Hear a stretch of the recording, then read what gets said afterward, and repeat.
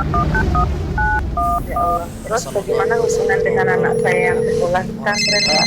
Ini mau nanya, Kita sudah bersuci atau berwudu, Terima kasih, kemudian Bapak. bersuci wudunya batal. Wudunya batal. Bismillahirrahmanirrahim. Assalamualaikum warahmatullahi wabarakatuh. Alhamdulillahi wassalatu wassalamu ala rasulillah wa ala alihi wa sahbihi ajma'in, amma ba'd. Pemirsa Fatwa TV dan dimanapun Anda berada, alhamdulillahirrahmanirrahim, senang sekali rasanya di sore hari ini kami bisa menyapa Anda kembali pemirsa, tentunya dalam program acara live interaktif Hidup Indah dengan Sunnah, yang insya Allah di sore hari ini akan bersama kita semua, yaitu Ustaz Dr. MH Hasan Ayatullah MA Hafizahullah Ta'ala, yang mana beliau merupakan anggota Dewan Fatwa Perhimpunan Al-Irsyad. Salawat dan salam semoga selalu tercurah kepada Nabi kita, suri tauladan kita, Nabi Muhammad Sallallahu Alaihi Wasallam. Baik pemirsa dan pendengar Fatwa TV dimanapun Anda berada, alhamdulillahirrahmanirrahim, tentunya di sore hari ini kita akan bersama-sama menimba ilmu kurang lebih selama 1 jam ke depan, mengambil faedah dan juga insya Allah akan mendapatkan banyak sekali jawaban-jawaban dari pertanyaan-pertanyaan yang telah masuk dari meja redaksi kami maupun dari pertanyaan yang nanti Anda lontarkan melalui line telepon pemirsa dan juga pendengar. Dan alhamdulillah di studio Fatwa TV Jember telah bersama kita semua Ustaz Dr. MH Hasan Ayatullah MA Hafizahullah Ta'ala. Kita sapa terlebih dahulu. Assalamualaikum Ustaz. Waalaikumsalam warahmatullahi wabarakatuh. Gimana kabar Ustaz? Sehat Ustaz ya? Alhamdulillah. Ustaz itu minuman apa Ustaz kayaknya Ustaz? Enak kayaknya Ustaz ya? Ini panitia yang ngerti. Oh panitia yang ngerti Ustaz. Anak kok nggak dapat Ustaz ya? Iya, sembunyi punya antum di situ.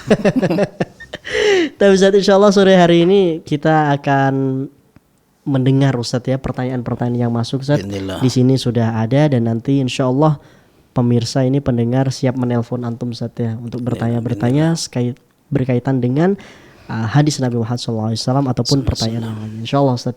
Barakallahu fikum Ustaz.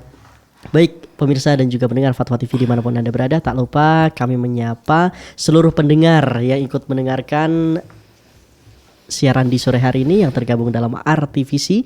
Di antaranya ada Radio Sahabat Tegal, Radio MDFM Probolinggo, Radio Sago FM Sumatera Barat, Radio Al Hikmah Banyuwangi, Radio Tua FM Riau dan juga Radio Mas FM Sragen. Ahlan wa sahlan wa marhaban bikum seluruh pendengar dimanapun Anda berada.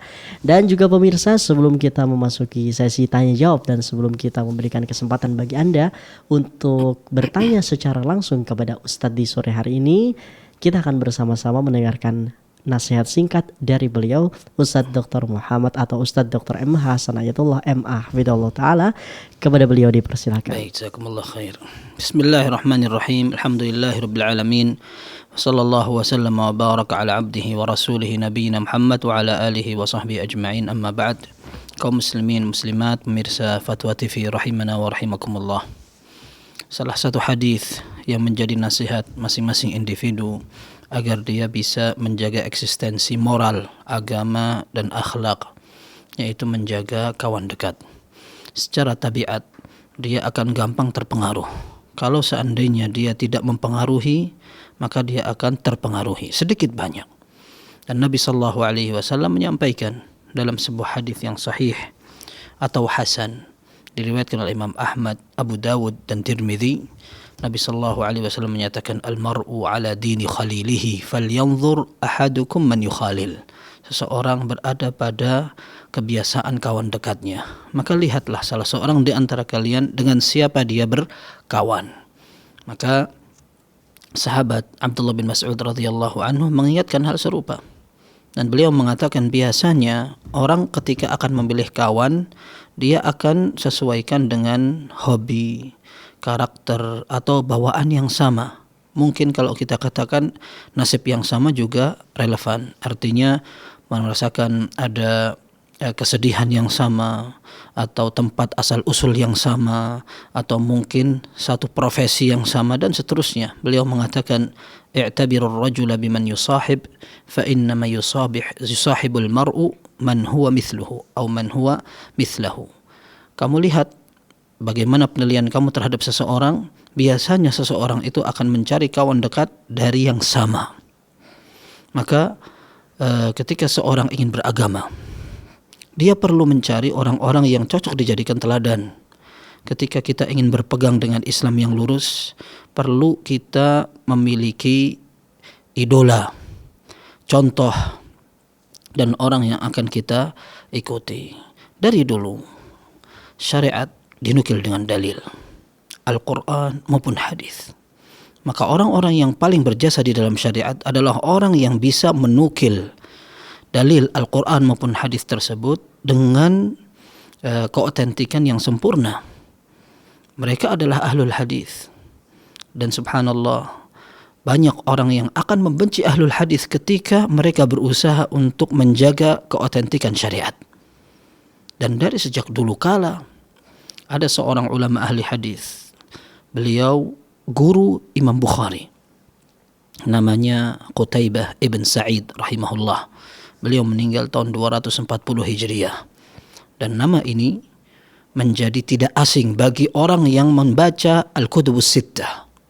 Orang yang membaca Sahih Bukhari, Sahih Muslim, Abu Dawud, Tirmidzi, Nasa'i, Ibnu Majah, mereka akan mendapatkan nama ini karena memang Qutaibah ibn Sa'id rahimahullah merupakan guru dari semua ulama yang menuliskan 6 buku induk dalam ilmu hadis tersebut. Beliau mengatakan, "Idza ra'aita ar-rajul yuhibbu ahlal hadis mithla Yahya bin Sa'id al-Qattan wa Abdurrahman bin Mahdi wa Ahmad bin Hanbal wa Ishaq bin Rahuyah wa dzakara adadan siwahum fa innahu ala sunnah." Beliau mengatakan, jika engkau melihat seseorang dia mencintai ahlul hadis seperti Yahya bin Sa'id al-Qattan, ini seorang ulama ahli hadis, meninggal tahun 198 Hijriah. Kemudian Abdurrahman bin Mahdi, seorang pendekar ahli hadis juga, beliau juga sama, meninggal tahun 198 Hijriah. Kemudian Ahmad bin Hanbal dan Ishaq bin Rahuyah, meninggal tahun 240-an. Dua-duanya ini berdekatan sekali. Dan beliau menyebutkan beberapa ulama ahli hadis yang lain. Maka ketahuilah bahwa orang itu adalah ahlus sunnah, berada dalam sunnah. Wa man khalafa hadza fa'lam annahu mubtadi'. Adapun orang yang tidak seperti itu, apalagi dia membenci, maka dia adalah pelaku kebid'ahan. Dan hampir sama pernah disampaikan oleh seorang ulama ahli hadis, namanya Ahmad Ibnu Sinan Al-Qattan rahimahullah. Beliau meninggal tahun 256 Hijriah, di tahun yang sama dengan Imam Bukhari wafat. Beliau mengatakan, "Mabtada'a ar-rajulu bid'atan illa wa huwa yubghidu ahlal hadis." Tidaklah ada orang yang melakukan sebuah hal baru di dalam syariat, melakukan kebid'ahan, kecuali rata-rata dia akan membenci ahlul hadis. Ahlul hadis yang akan melarang, mengingatkan umat dari berbagai kegiatan yang tidak ada syariatnya dalam Islam.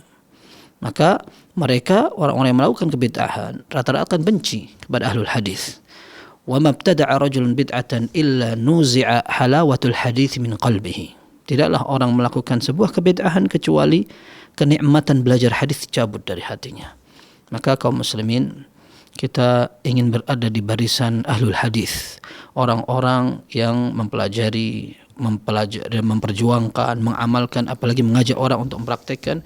Kita ingin bersama mereka dan semoga Allah kasih kemudahan. Wallahu a'lam bissawab.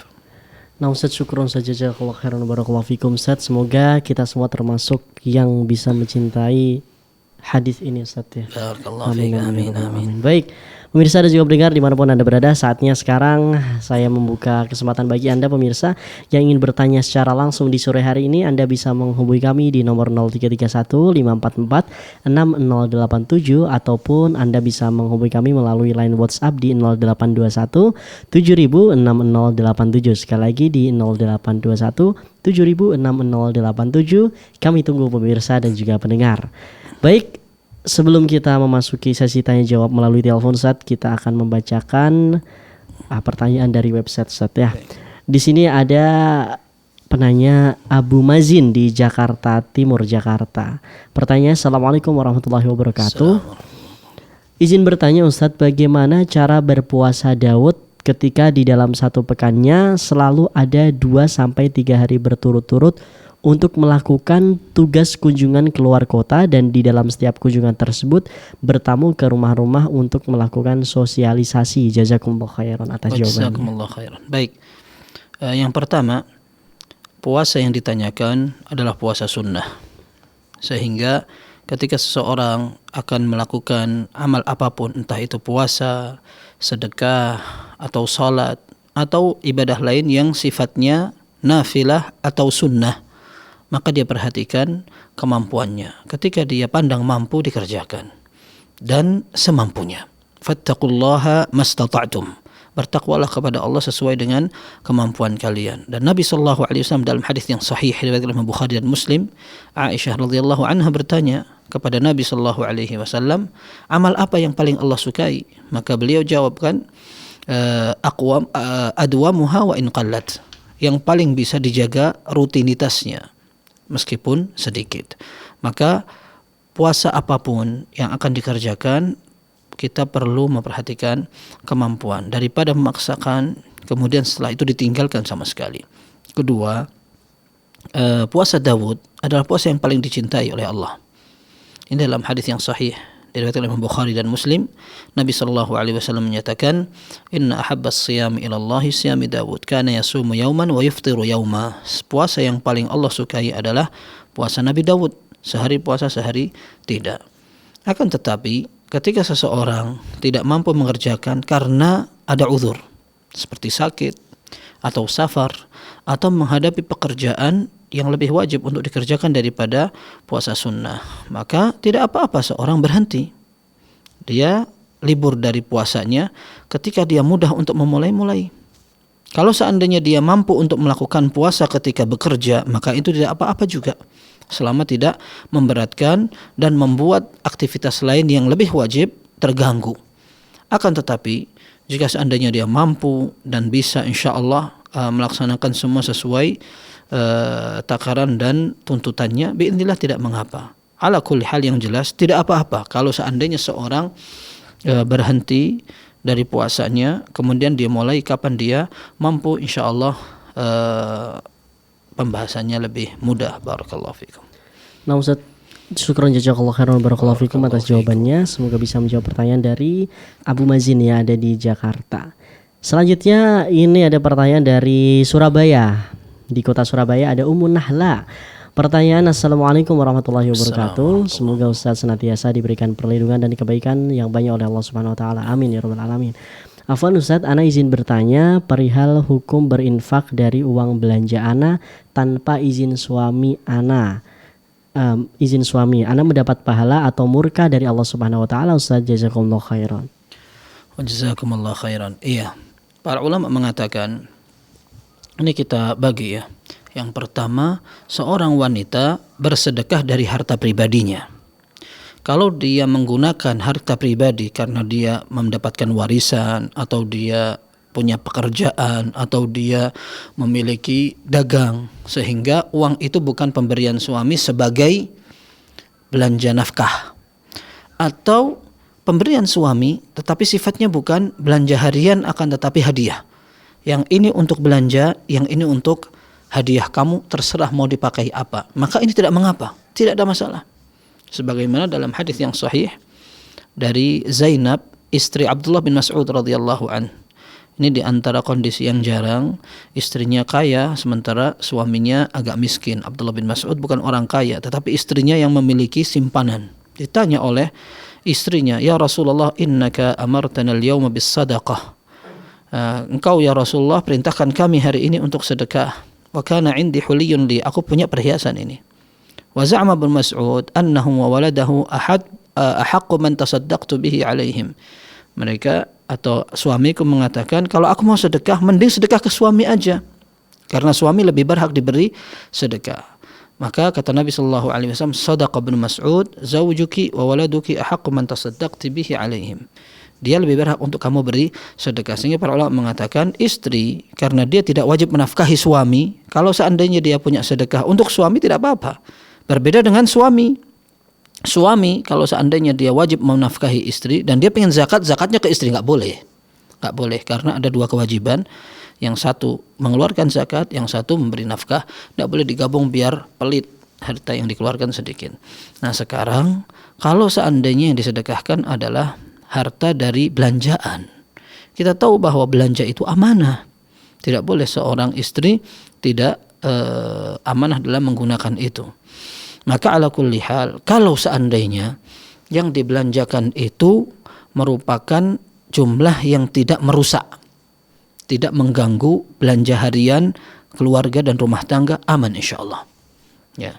Kemudian yang kedua, kalau jumlah yang sedikit dan tidak merusak itu juga diketahui insyaallah suami akan memaafkan dan memaklumi dan tidak akan melarang.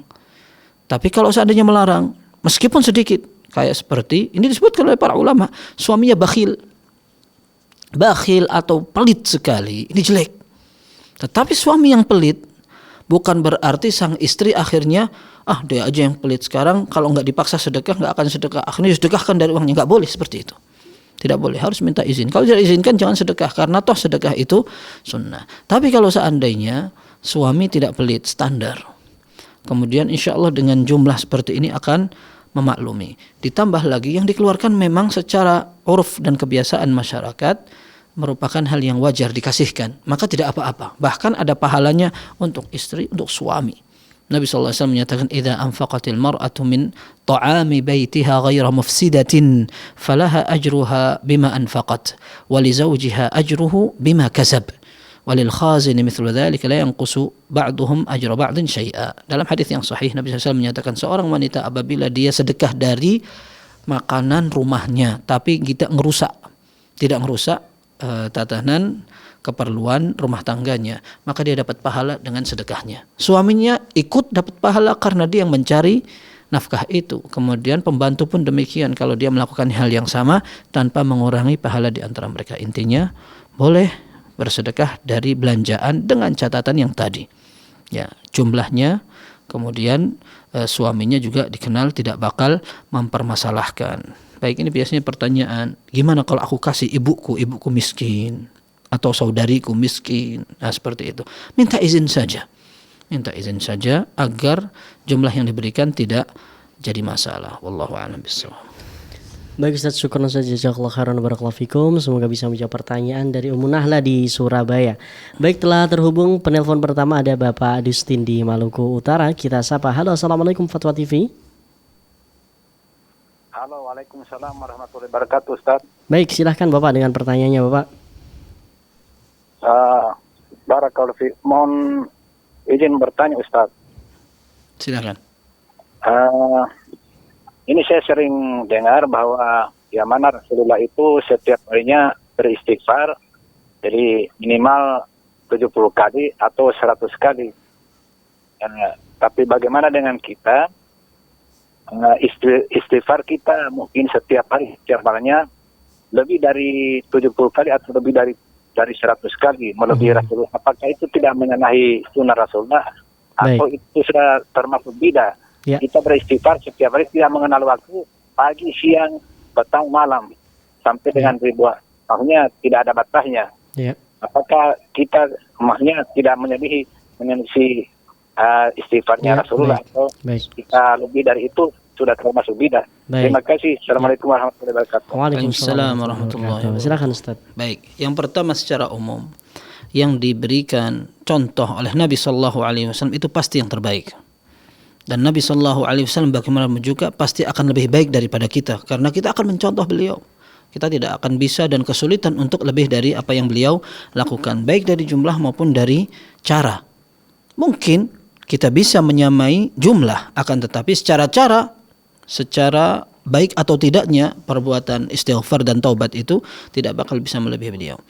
Maka ala kulli hal yang jelas kita ingin mencontoh beliau sebisa mungkin. Ini yang pertama. Dua, yang disampaikan para ulama, wallahi inni la astaghfirullah fil yaumi akthar min 100 marrah atau min 70 marrah. Demi Allah, sehari ini aku pasti akan lebih banyak untuk istighfar atau bertaubat 70 atau 100 kali lebih dari itu. Para ulama mengatakan pemahamannya adalah bukan dari jumlah nominal 70 atau 100. Akan tetapi ini untuk menunjukkan Nabi sallallahu alaihi wasallam saja banyak sekali beristighfar. Ini jadi poinnya atau pesan yang terkandung adalah Nabi sallallahu alaihi wasallam banyak sekali beristighfar, padahal beliau dosa-dosanya sudah diampuni yang lalu dan yang akan datang. Bagaimana dengan umatnya yang tidak memiliki jaminan akan diampuni, apa tidak mau istighfar? Jadi maksudnya adalah takfir. atau mubalaghah untuk banyak dan menekankan bahwa Nabi SAW banyak sekali istighfarnya. Bukan berarti kalau kita lebih dari 70 atau 100 berarti melebihi Rasul SAW, dan itu tidak dipahami oleh para ulama. Tidak dipahami seperti itu oleh para ulama. Kemudian yang ketiga, yang disebutkan oleh para ulama bahwa orang yang menjadi melakukan kebid'ahan kalau dia menentukan satu bentuk ibadah entah dari sisi cara maupun jumlah yang tidak ada dalilnya. Contoh misalkan, saya orang Jember, saya ingin istighfar saya berbeda dari seluruh penduduk Indonesia. Kalau Nabi SAW menyatakan bahwa istighfar yang dilakukan beliau sehari 70 atau 100 kali, maka aku akan berbeda. Aku hanya akan istighfar setiap hari 123 setiap hari. Kalau Jumat aku tambahi 236. Dan aku yakin ini adalah ibadah yang aku jadikan andalan depan Allah. Nah, menjadikan satu keperluan dan ketentuan tanpa ada dalil, ini yang bermasalah. Baik itu lebih atau kurang. Seperti Anda contohkan, Anda akan beribadah kepada Allah setiap hari istighfar 55 kali. Kalau hari Jumat aku akan jadikan 56 kali. Ini kurang dari 70. Tetapi ketika itu menentukan, padahal tidak ada dalilnya, itu yang bermasalah. Adapun kita tidak ingin batasi. Kita istighfar terus banyak-banyaknya, dan kita berusaha menyadari bahwa saya sudah berdosa hari ini dan saya yakin taubat kepada Allah dan istighfar terus menerus, insya Allah tidak mengapa, tanpa ada usaha untuk membatasi seperti itu. Wallahu a'lam bishawab. Nah, Ustaz, syukron Ustaz, jazakallahu khairan wa barakallahu fikum. Semoga ini menjadi jawaban dari Bapak Dastin ya, ada di Maluku Utara, dan juga tentunya menjadi faedah bagi kita semua. Baik pemirsa dan juga pendengar dimanapun Anda berada, kami masih memberikan kesempatan bagi Anda pemirsa yang ingin bertanya secara langsung di sore hari ini kepada Ustadz Dr. MH Hasan Ayatullah MA Hafizahullah Ta'ala. Kami masih memberikan kesempatan untuk Anda bisa menghubungi kami melalui line telepon di 0331 544 6087, atau Anda bisa menghubungi di line WhatsApp di 0821 706087. Dan kami berikan info pemirsa bahwasannya untuk Anda nanti yang ingin bertanya secara langsung, kami meminta bantuan untuk bisa mengecilkan volume televisi atau mungkin gadget atau mungkin radionya untuk bisa dikecilkan pemirsa dan juga pendengar. Dan juga kami membatasi untuk satu penelpon, kami harap untuk bisa bertanya satu pertanyaan saja agar bergantian dengan penelpon yang lainnya. Sekali lagi, untuk bisa bergantian dengan penelpon lainnya. Baik, kita sudah ada penelpon selanjutnya, ada Bapak Rustam di Aceh. Kita sapa. Halo, assalamualaikum Fatwa TV. Waalaikumsalam warahmatullahi wabarakatuh. Baik, Bapak Rustam, silahkan Bapak. Waalaikumsalam. Ya, waalaikumsalam warahmatullahi wabarakatuh. Saya ingin tanya nih, Ustaz. Iya. Ingin tanya, saya kan sakit kan. Saya lagi salat kan. Ya. Kadang-kadang siap salat kan datang batu. Ya. Datang batu saya batu. Ya, batuk Bapak ya, iya. Batu sehingga salat saya terhenti. Gimana bisa saya lanjutkan batu? Saya salat sudah siap kan? Tahu-tahu saya batuk sehingga saya mengeluarkan yang enggak beres dah, yang enggak sedap di mulut. Baik. Sehingga saya tumpahkan, kan? Jadi gimana tu Ustaz? Lepas saya bangun buang itu apa nama najis. Lepas saya kembali berdoa, boleh Ustaz? Baik. Solat Ustaz ya ini ya. Baik, Bapak Rustam, ini maksudnya solat Bapak ya? Salat. Iya. Lagi solat lalu Bapak batuk gitu Pak? Lagi salat, siap salat kan kita mau berdoa kan? Mau berdoa contoh batu, contoh mengeluarkan enggak sedap di mulut kita buang kan? Kita bangun. Tapi kita kembali berdoa apa boleh ke?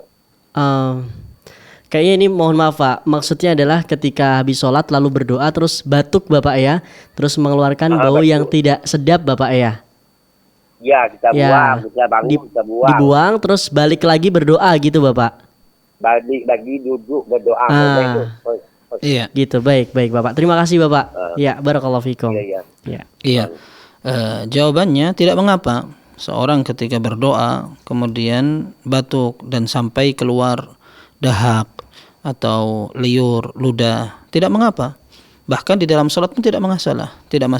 Ketika seorang ingin meludah dan mengganggu salatnya, dia ingin meludah, entah itu meludah di tempat sekitar. Dan dulu di zaman Nabi Shallallahu Alaihi Wasallam masjid tidak dialasi dengan lantai maupun karpet, sehingga kalau mau meludah langsung di bawah karena tanah.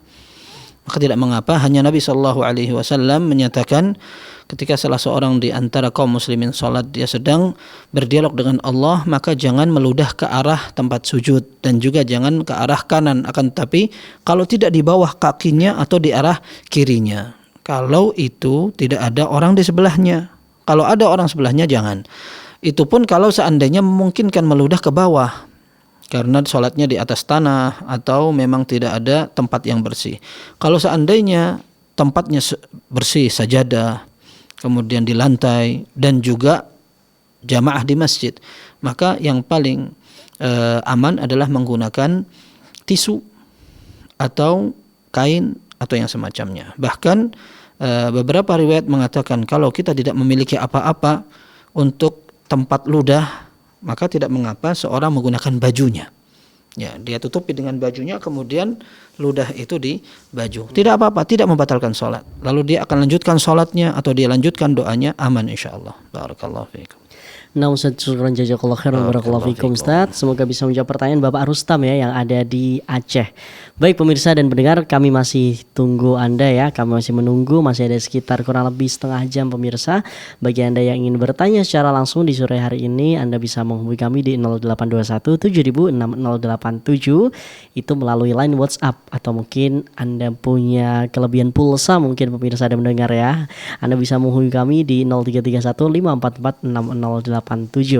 Baik Ustadz, kita akan melanjutkan pertanyaan ini dari Bapak Mustabir di Pahuwato, Gorontalo.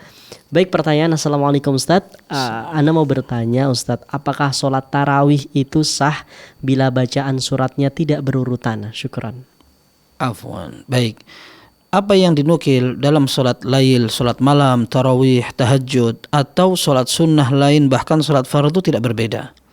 Dianjurkan membaca Al-Fatihah dan membaca surat, sehingga yang dinukil dalam sholat malam itu juga yang dinukil dalam sholat fardu atau digunakan dalam sholat fardu. Sehingga yang ditanyakan tadi tentang masalah sholat malam, dan memang ada riwayat dalam sholat malam dalam Sahih Bukhari dan Muslim dari sahabat Hudzaifah ibn al-Yaman radhiyallahu anhuma, beliau cerita, Sallaitu khalfa Rasulillah sallallahu alaihi wasallam minal lail. Aku pernah salat bermakmum di belakang Nabi sallallahu alaihi wasallam salat malam. Faftataha al-Baqarah. Maka beliau membaca surat Al-Baqarah. Faqultu yarka'u indal mi'ah. Aku bilang kayaknya Nabi SAW akan baca 100 ayat kemudian ruku'. Famadha, ternyata lewat. Kemudian qultu yarka'u indal mi'atain. Mungkin beliau akan ruku' di 200 ayat. Ternyata lanjut terus. Kemudian beliau mengatakan thumma ftatahan nisa, lalu beliau memulai nambah bacaannya di surat An-Nisa. Setelah selesai An-Nisa, thumma madha faftataha surat Ali Imran. Beliau nyambung lagi setelah Al-Baqarah An-Nisa, An-Nisa nyambung lagi Ali Imran, dan itu semua panjang-panjang. Al-Baqarah sendiri 2 juz setengah, kemudian lompat ke surat An-Nisa karena memang urutannya Al-Fatihah, Al-Baqarah, Ali Imran, An-Nisa. Tapi beliau lompat dari Al-Baqarah ke An-Nisa, dan An-Nisa panjang sekali. An-Nisa ada 1,5 juz sama. Kemudian setelah itu beliau membaca Ali Imran, dan rupanya Ali Imran beliau lanjutkan sampai selesai juga. Dah, ini menunjukkan di garis bawahinya beliau tidak urut dalam membaca. Ketika beliau baca Al-Baqarah tidak Ali Imran tapi lompat ke An-Nisa, kemudian beliau mundur setelah selesai dari An-Nisa dengan membaca Ali Imran. Menunjukkan boleh tidak urut. Boleh tidak urut, dan ini sebagaimana di sholat malam atau tarawih atau tahajud, boleh juga di sholat fardu. Kalaupun ada orang yang membaca 2 surat tetapi tidak urut, insya Allah tidak mengapa. Wallahu a'lam bishawab. Nah Ustaz, syukran jazakallahu khairan barakallahu fikum. Semoga ini bisa menjawab pertanyaan dari Bapak Mustabir di Pahuwato, Gorontalo. Baik pemirsa, kami masih menunggu pertanyaan dari Anda. Sekali lagi masih ada kurang lebih setengah jam untuk Anda bisa bertanya di sore hari ini melalui line telepon kami di 0821 706087 atau di 0331 544 6087. Baik, selanjutnya sudah terhubung ada Ibu Hamba Allah di Tasikmalaya. Kita sapa. Halo, Assalamualaikum Fatwa TV.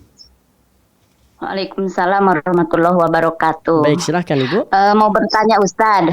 Ya.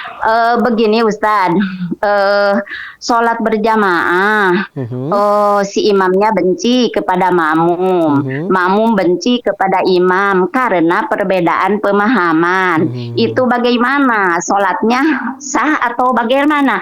Karena saya tidak ada pilihan makmum, karena ya banyak melaksanakan ada kebidahan gitu ya. Tapi saya memilih imam, enggak ada lagi imam di daerah saya gitu, pemahamannya serupa. Cuman saya sendiri yang berbeda gitu pemahamannya mengikuti as-sunnah. Bagaimana itu cara sholatnya? Sah atau harusnya bagaimana? Minta solusi. Baik, terima kasih Ibu. Cukup Ibu ya. Terima kasih. Silakan Ustaz. Baik. Yang pertama, untuk ibu-ibu, kalau seandainya sholat di rumah dan dia bisa untuk sholat sendiri di rumah, maka itu afdal. Terlepas dari apa yang ditanyakan tadi, berbeda mazhab, tata cara sholat, saling membenci dan semacamnya. Terlepas dari yang ditanyakan tadi, secara umum seorang wanita kalau dia laksanakan sholatnya di rumah itu lebih afdal dari kalau dia sholat di masjid. Dan ini menjadi hukum secara mutlak. Ya, kecuali kalau ada beberapa yang memang melandasi sholat di masjid lebih khusyuk, atau ada pengajian, atau karena hafalan dari imam dan bacaannya dan seterusnya. Kalau dia sholat di rumah sepi, ngantuk, kemudian mungkin takut dan semacamnya, maka dia bisa sholat di masjid, dan bisa jadi sholat di masjid menjadi lebih afdal karena dia lebih khusyuk. Tapi hukum asalnya seorang wanita sholat di rumah lebih afdal. Ini yang pertama. Yang kedua, memang ada sebuah hadis yang mengatakan bahwa ada sholat beberapa orang yang tidak naik laporan kebaikannya kepada Allah Subhanahu wa taala, di antaranya man shalla biqaumin wa hum lahu karihun atau kama qala sallallahu. Ada orang yang menjadi imam sementara imamnya benci sama dia. Benci sama dia. Nah, para ulama mengatakan kebencian itu didasari apa? Biasanya didasari oleh ketidaksempurnaan imam dalam beragama. Mungkin akhlaknya, atau perilakunya, atau mungkin pemahaman agama dan akidahnya dan semacamnya. Nah, pada saat seperti ini, imam ini bermasalah dan perlu berbenah diri. Itu saja. Kalau seandainya penyebab kenapa mereka benci karena dia adalah orang yang kurang dan memiliki kesalahan. Tetapi jika seandainya kebencian itu karena justru sang imam berada dalam sunnah, dia berupaya menerapkan sunnah, membaca dengan benar, dan dia ingin melaksanakan semua sesuai tuntunan Rasulullah SAW. Sementara makmumnya tidak pengen seperti itu. Kita pengen yang penting sholatnya cepat selesai misalkan. Akhirnya mereka benci sama imam yang sholatnya tumakninah. Nah, ini kebenciannya salah. Mestinya makmum yang harus berbenah seperti itu. Perihal berikutnya, masalah perbedaan mazhab. Tidak ada masalah sebenarnya. Tidak harus saling membenci. Karena mazhab yang berbeda itu wajar selama ada dalilnya. Contohnya misalkan masalah qunut subuh. Jangan terlalu dibesar-besarkan. Ini wajar dan biasa sekali dalam dunia pelajaran fikih. Ya, dalam mazhab Syafi'i meyakini bahwa qunut subuh itu tetap disyariatkan, bahkan disukai, karena ada hadis yang diriwayatkan dari Anas bin Malik radhiyallahu an, lam yazal Rasulullah sallallahu alaihi wasallam yaqnutu ba'da al-fajr hatta faraqa ad-dunya. Nabi sallallahu alaihi wasallam qunut subuh terus menerus sampai beliau meninggal. Ini setiap habis subuh dan habis ruku'. Dan ini dirajihkan oleh mazhab Syafi'i, sehingga kita tidak bisa salahkan. Meskipun wallahu alam, kalau seandainya ada pendapat yang lain memandang tidak ada qunut subuh. Dan ini banyak mazhab lain yang mengatakan demikian, termasuk Hanabilah, Hanafiyah, mereka mengatakan tidak ada qunut subuh. Kalau qunut yang dilakukan oleh Nabi sallallahu alaihi wasallam itu adalah qunut karena ada nazilah, ketika kaum muslimin sedang ditimpa musibah, sehingga Nabi sallallahu alaihi wasallam mendoakan orang kafir. dan mendoakan agar orang Islam diselamatkan. Ketika musibah itu hilang, maka tidak lagi. Sedangkan hadis yang tadi kita sebutkan dari Anas bin Malik radhiyallahu anhu, hadisnya lemah. Hadisnya lemah, dan yang lebih sahih sama hadis Anas juga dalam Sahih Bukhari dan Muslim disebutkan qanata Rasulullah sallallahu alaihi wasallam syahran thumma tarakahu. Nabi SAW qunut subuh, asar, zuhur, maghrib, isya, semuanya. Selama 1 bulan beliau sholat 5 waktu. Sholat 5 waktu, kunut terus. Karena memang kunut nazilah itu tadi. Setelah 1 bulan itu beliau sudah tidak kunut lagi. Dan ini adalah pendapat yang lebih kuat. Tapi yang kita garis bawahi, pada saat seorang berbeda pandangan, tidak apa-apa, tidak perlu harus saling membenci. Tidak harus saling membenci, dan tidak ada apa-apa ketika ada orang sholat di belakang ini dan ini menjadi imamnya. Dan mestinya kita yang berupaya agar persatuan tetap terjaga. Salat merupakan salah satu usaha untuk menjaga persatuan. Shaf dirapatkan agar kita juga semakin harmonis, saling akrab. Justru kalau kita tidak perhatian dengan masalah shaf, Nabi SAW menyatakan la tusawwunna sufufakum aw la yukhalifannallahu baina wujuhikum. Sungguh kalian akan rapihkan shaf kalian, kalau tidak Allah akan jadikan kalian bermusuh-musuhan, tercerai-berai. Ini karena shaf, orang kalau tidak rapih dan tidak perhatian akan bisa saling bermusuhan. Bagaimana dengan orang yang tidak sholat? Sehingga mestinya sholat kita jadikan sebagai momen untuk merapatkan keharmonisan, keakraban, dan kita menjadi orang yang betul-betul berukhuwah. Jadi tidak perlu ada orang saling bermusuhan. Yang tidak sama karena penilaian mazhab, tidak apa-apa, toleransi saja. Seperti itu. Wallahu a'lam bishawab. Baik Ustaz, syukran Ustaz, jazakallahu khairan barakallahu fikum. Semoga bisa menjawab pertanyaan dari ibu hamba Allah ya. Baik, selanjutnya sudah terhubung ada Bapak hamba Allah di Jakarta. Kita sapa. Halo, assalamualaikum Fatwa TV. Waalaikumsalam warahmatullahi wabarakatuh. Baik, silakan Bapak. Iya, baik. Assalamualaikum Pak Ustaz. Assalamualaikum warahmatullahi wabarakatuh.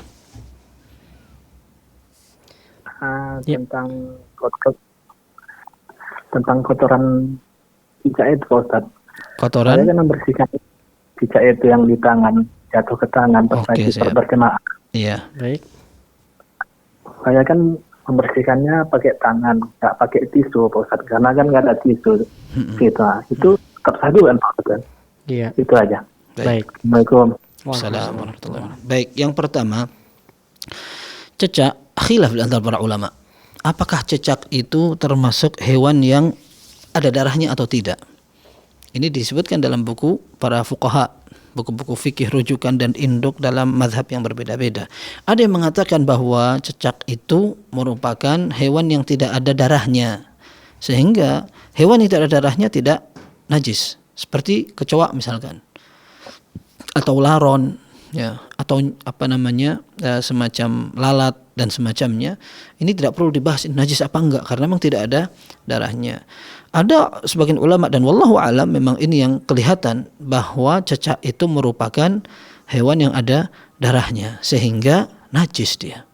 Ditambah lagi, para ulama juga punya kaidah, hewan yang diperintahkan untuk dibunuh maka dia najis kotorannya. Hewan yang dilarang untuk dibunuh dia juga sama najis kotorannya. Hewan yang diperintahkan untuk dibunuh seperti cecak. Ya, hewan yang dilarang untuk dibunuh seperti katak. Nah, ini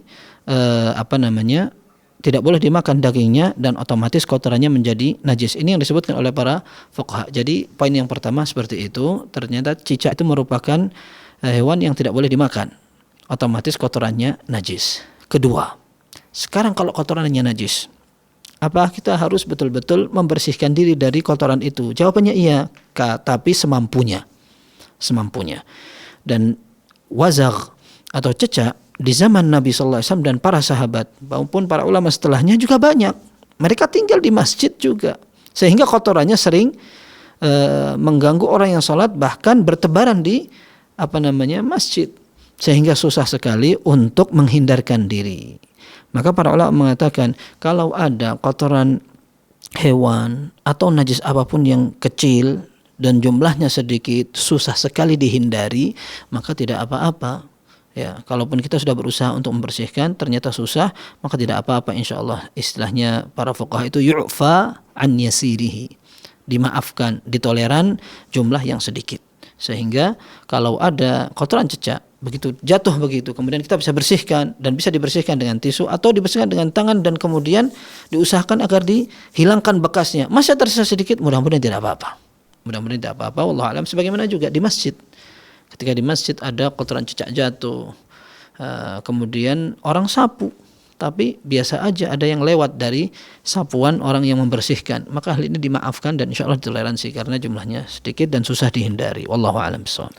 Nah Ustaz, syukran Ustaz, jazakallahu khairan barakallahu fikum. Semoga bisa menjawab pertanyaan dari Bapak hamba Allah di Jakarta. Baik, selanjutnya sudah terhubung ada Ibu Yanti di Sumatera Barat. Kita sapa. Halo, assalamualaikum Fatwa TV. Waalaikumsalam warahmatullahi wabarakatuh. Baik, silahkan Ibu. Ya, assalamualaikum Ustadz. Assalamualaikum warahmatullahi wabarakatuh. Begini Ustadz, ketika sholat tidak menyadari ada najis melekat di pakaian, dan setelah sholat baru tahu. Apakah sholatnya harus diulang lagi Ustadz? Baik. Jazakallah khair. Assalamualaikum warahmatullahi wabarakatuh. Waalaikumsalam warahmatullahi wabarakatuh. Kalau tidak tahu, maka jawabannya tidak perlu diulangi sholatnya dan sholat yang pertama sah. Dan ini ada dalilnya. Nabi SAW sholat menggunakan sandal. Ketika di tengah sholat, beliau melepas sandalnya. Ketika ditanya oleh para sahabat, beliau mengatakan, fa inna Jibril atani wa akhbarani anna fihima adza. Tadi Jibril memberitahu aku bahwa di sandalku ada najisnya, maka aku lepaskan.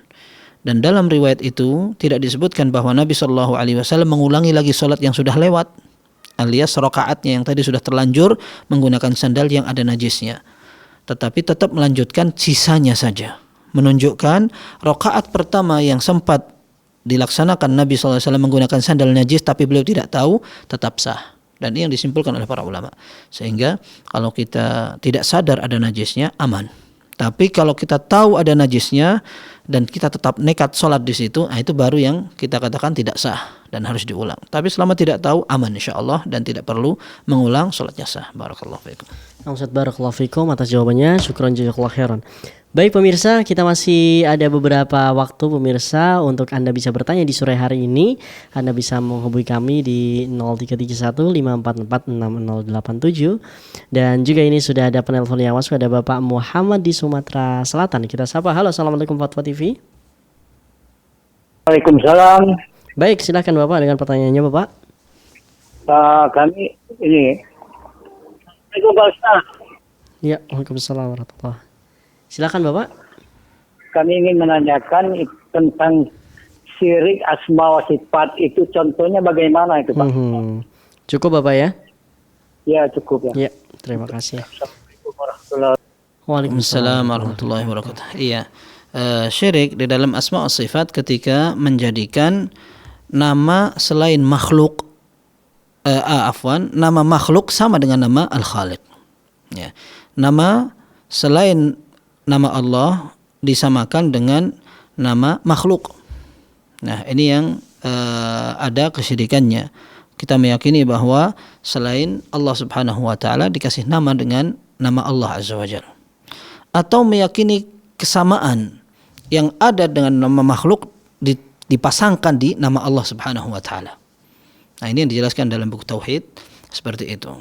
Nah, sehingga yang sahih, yang betul, kita memberikan nama untuk makhluk. Kalau seandainya ada nama Allahnya, maka kita pasang nama penghambaan. Misalkan nama makhluk adalah Ar-Rahman, kita kasih nama Abdur Rahman, seperti itu. Adapun yang disebutkan oleh para ulama ketika menyebutkan kesalahan akidah dalam masalah asma wa sifat, seperti orang-orang kafir yang mengatakan Al-Lat. Mereka punya Tuhan sesembahan namanya Al-Lat. Al-Lat wal-Uzza. Ya. Allah itu dari kata-kata ilah atau Allah, diplesetkan untuk dikasihkan ke nama patung. Kemudian Al-Uzza dari kata Al-Aziz, yang perkasa. Lalu mereka plesetkan kemudian dikasih nama patung. Nah, ini tidak boleh seperti itu. Demikian pula memberi nama Allah Subhanahu wa taala dengan nama yang tidak pada tempatnya, sehingga ini merendahkan Allah Subhanahu wa taala dan berdosa seperti itu. Barakallahu fiikum. Nah Ustaz, syukron saja jazakallahu khairan barakallahu fikum. Semoga ini bisa menjawab pertanyaan dari Bapak Muhammad ya yang ada di Sumatera Selatan. Baik pemirsa, kita masih menunggu pertanyaan dari Anda. Masih ada sedikit waktu pemirsa. Anda bisa menghubungi kami di 0331544687 atau Anda bisa menghubungi kami melalui line WhatsApp di 0821 70060087. Baik Ustadz, kita kembali ke pertanyaan dari website Ustadz. Ini ada dari hamba Allah di Tangerang, Banten. Izin bertanya Ustadz, saya nifas sudah 43 hari. Menjelang hari ke-40 darah nifasnya sudah kecoklatan namun masih keluar hingga hari ke-41. Namun ketika hari ke-42 kembali keluar darah merah dan lumayan banyak kembali. Apakah itu masih nifas atau darah istihadhah Ustadz? Dan apakah saya wajib bersuci? Syukran jazakallahu khairan. Wa jazakumullahu khairan. Baik, yang pertama kita sebutkan bahwa para fuqaha atau para ulama fikih mazhab berbeda pendapat tentang batas maksimal darah nifas. Dalam mazhab Syafi'i, wanita yang nifas maksimal 60 hari. Sehingga kalau seandainya ada yang nifas kurang dari 60 hari suci, sudah selesai, berarti dia suci, mandi, kemudian sholat. Tetapi kalau seandainya ada yang nifas sampai 50 hari sampai 60 hari, masih maklum dan masuk dalam taraf kewajaran, tidak apa-apa dan dia tetap tidak sholat. Sementara dalam mazhab Hanabilah disebutkan maksimal orang nifas itu 40 hari. Lebih dari itu langsung dinyatakan darahnya adalah darah penyakit, yaitu darah istihadhah. Otomatis darah itu tidak lagi diperdulikan, tidak lagi diperhatikan yang membolehkan orang tidak sholat. Langsung mandi, kemudian dia sholat dan puasa kalau memang Ramadan, dan dia tidak memperdulikan darah yang keluar itu. Selain dia tetap ditutup agar tidak mengotori tempat sekitar dan ketika sholat tidak terus mengucur. Tapi itu sudah dianggap sebagai darah istihadhah. Ini karena memang para ulama berbeda pandangan dalam masalah batas maksimal nifas. Dan kita ketika akan memilih salah satu dari dua pendapat itu masih relevan dan wajar. Ini yang pertama. Yang kedua, kalaupun seandainya kita menentukan akan memilih mazhab yang memilih 40 hari sebagai batas maksimal nifas, terkadang seseorang dia punya nifas 40 hari.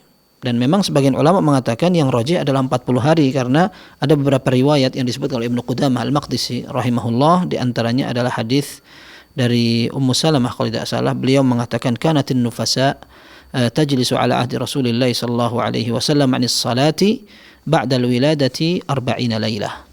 Ya, kata Ummu Salamah kalau tidak salah, beliau mengatakan dulu para wanita di zaman Nabi sallallahu alaihi wasallam mereka tidak salat dari nifas setelah melahirkan 40 hari. Seperti itu. Ala kulli hal, tadi kita sebutkan ini adalah dalil dari mazhab Hambali. Kalau seandainya ini yang kedua, ada orang meyakini yang benar 40 hari maksimal nifas. Tetapi ketika selesai 40 hari masuk ke 41 hari, dia masuk di jadwal tanggal merahnya alias kebiasaan haid. Ya, ketika dia sudah selesai dari nifas kemudian dia langsung haid, itu mungkin sekali karena sebagian perempuan mereka bisa bersambung dari nifas sambung haid. Nah, ketika nifas itu selesai langsung disambung dengan hari kebiasaannya. Ada orang kebiasaan haidnya dari tanggal 3 sampai tanggal 10 setiap bulan. Kemudian kebetulan nifasnya sudah mulai dari 1 bulan yang lalu lebih. Selesai nifas pas masuk tanggal 3 di bulan tersebut, lalu dia bersambung dengan haidnya, maka darah itu pun bisa dikatakan itu haid. Itu bukan lagi nifas, tetapi itu adalah haid yang bertepatan setelah nifas selesai. Tetap dia berarti tidak sholat. Seperti itu. Kalau seandainya tidak pas dan dia meyakini bahwa 40 hari adalah jatah maksimal nifas, kemudian selesai dan itu bukan jatah haidnya setelah itu, maka dia langsung aja mandi, bersuci, kemudian setelah itu dianggap aja darah yang keluar itu adalah darah istihadhah atau darah penyakit, dan dia sholat aja seperti itu dan insya Allah tidak apa-apa. Barakallahu fikum. Namun syukran jazakallahu khairan barakallahu fikum atas jawabannya. Semoga ini bisa menjawab pertanyaan dari hamba Allah. Baik, selanjutnya ada Bapak Muhammad di Sumatera Selatan kembali nelpon, kita sapa. Halo, assalamualaikum Fatwa TV. Waalaikumsalam. Ya, silahkan Bapak. Oh, ini masih terkait tauhid asma wa sifat tadi itu Pak. Ini keponakan saya memberi nama anaknya Uwais Al-Fattah. Nah, Al-Fattah itu yang maha memberi keputusan itu bagaimana itu Pak Ustadz? Apakah termasuk syirik itu Pak Ustadz? Baik. Mohon penjelasannya. Terima kasih. Ya, terima kasih Bapak. Silakan. Saya tidak bisa memberikan jawaban apakah itu masuk ke dalam kategori syirik, memberi nama Al-Fattah, dan itu memang salah satu nama Allah Azza wa Jal. Tapi untuk selamat dan amannya, kalau nama itu menjadi Abdul Fattah, maka itu insya Allah sudah pasti bolehnya. Kalau antum katakan bahwa anak itu adalah Abdul Fattah, dan itu kata Syekh Bakar Abu Zaid dalam kitab beliau Tasmiyatul Maulud, memberi nama bayi yang baru dilahirkan, beliau mengatakan ini level kedua dari nama yang direkomendasikan. Nama yang direkomendasikan nomor 1 adalah Abdullah dan Abdurrahman karena ada hadisnya. Dalam hadis yang sahih Nabi SAW menyatakan ahabbul asma ilallah Abdullah wa Abdurrahman, nama yang paling disukai Allah adalah Abdullah dan Abdurrahman. Setelah itu adalah setiap nama penghambaan yang disandarkan kepada nama Allah, seperti Ar-Rahim, Al-Malik, Al-Quddus, termasuk Al-Fattah yang tadi Bapak tanyakan. Sehingga kalau dikasih nama Abdul Fattah itu insya Allah malah justru ideal sekali. Dan banyak para ulama di zaman ini pula mereka memiliki nama Abdul Fattah, banyak sekali. Sehingga bagus kalau seandainya mau dinamakan itu. Tapi ana sarankan untuk ditanyakan ke Ustadz Abdullah Rai di Fatwa TV juga pada layanan live interaktif. Ana lupa harinya, tetapi insya Allah bisa ditanyakan ke beliau apakah kalau seandainya ada anak bernama Al-Fattah termasuk salah dan sampai ke ranah itu. Wallahu a'lam. Baik, terima kasih Ustadz Jazakallah khairan barakallahu fikum atas jawabannya. Selanjutnya kita masih menunggu pertanyaan dari Anda, mungkin ya sedikit lagi pemirsa kalau ada ya. Baik, kita kembali ke pertanyaan website. Ustadz, ada Bapak Dendi Sadewo di Depok, Jawa Barat. Bismillah, izin bertanya Ustadz, apakah bacaan sholat selain bacaan Al-Quran dalam sholat harus tartil dan benar tajwid, makharijul huruf dan panjang pendeknya, dan juga apakah mempengaruhi keabsahan sholatnya? Jazakallah khairan. Wa jazakumullahu khairan. Para ulama mengatakan ini di semua madhab ya, wallahu alam, bahwa bacaan itu tidak harus sesuai dengan gunnahnya, iqlab, izhar dan seterusnya. Akan tetapi yang jelas bacaan itu tidak boleh merubah makna. Itu yang paling urgen. Yang paling urgen dalam bacaan, tidak boleh seseorang membaca dengan yang merubah makna, terutama Al-Fatihah. Seperti contoh yang mereka sebutkan, bukan ain kedengaran hamzah, ha kedengaran ha dan seterusnya, bukan. Tetapi contohnya misalkan siratal ladzina an'amta alaihim, jalan yang engkau beri nikmat, jalan orang-orang yang engkau beri nikmat. Salah dia bacanya siratal ladzina an'amtu alaihim, yang aku beri nikmat. Ini merubah makna sekali. Dan ini yang membuat salat seseorang menjadi bermasalah dan mungkin tidak sah karena dia salah pertama dalam sisi makna, yang kedua di surat Al-Fatihah pula. Begitu. Adapun lain seperti panjang pendek, kemudian gunnah atau kefasihan dalam mengucapkan sad, dad dan seterusnya, para ulama mengatakan kalau bisa seperti itu afdal, tapi kalau tidak maka tidak mengganggu keabsahan salat. Barakallahu fikum. Nah Ustaz, syukran jazakallahu khairan barakallahu fikum Ustaz. Dan pertanyaan Bapak Dendi tadi sekaligus menutup perjumpaan kita di sore hari ini Ustaz.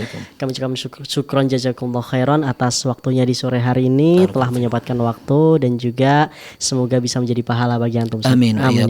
Nah Ustaz, baik. Baik pemirsa dan juga pendengar Fatwa TV dimanapun Anda berada, alhamdulillahirrahmanirrahim, tidak terasa ternyata sudah kurang lebih 1 jam kami menemani Anda pemirsa. Sudah banyak sekali ilmu dan juga faedah yang kita dapatkan di sore hari ini, alhamdulillahirrabbilalamin. Dan bagi Anda pemirsa yang ingin mengetahui rangkaian acara di Fatwa TV lebih detail, Anda bisa mengunjungi website kami di www.fatwatv.id, dan juga Anda bisa update tanya jawab di www.dewanfatwa.com/tanya jawab.